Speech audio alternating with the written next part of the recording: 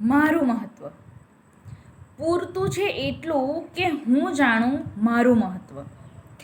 જે વિચારે તે મારા વિશે એ બહારના તત્વ.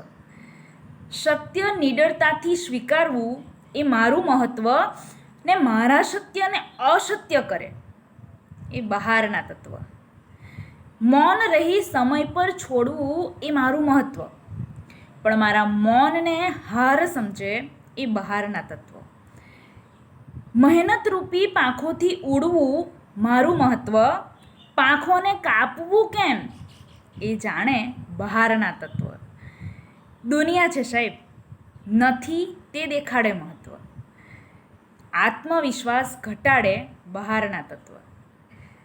અડગ નિર્ણય લઈ કર્મ કરવું એ મારું મહત્ત્વ, બાકી કશું કરી શકવાના નથી એ બહારના તત્વ.